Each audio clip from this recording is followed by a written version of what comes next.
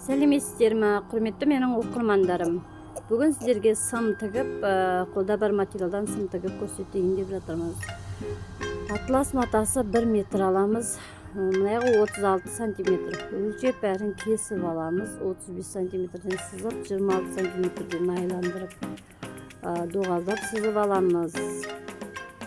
Төмен қарай 30 сантиметр ұзындықта бәрін кесіп аламыз.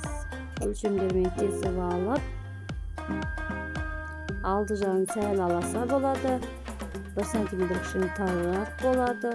Кесіп аламыз, алды артын өлшеп қойып, қалтасын ыңғайлап, қалтасын кесіп аламыз ойып.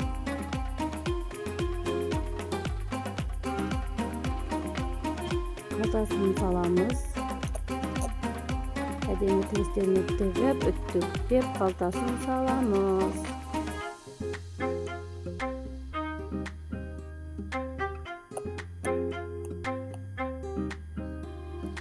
Екі жағын тігіп, үстіндерін тігіп, шалбардың балақтарын тігіп, бәрін қосып, бір тігіспен жүріп, бәрін қосып шығамыз. Төменгі балағында ашық желбеу болады, соны өлшеп отырып, өзін қайырып тігіп аламыз. 2 сантиметр көлемде.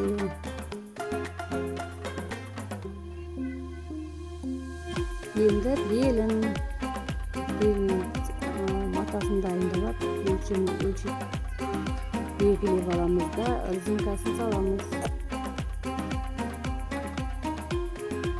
Мұқият видеоны қарап отырсаңыздар, бәрі анық көрініп тұр.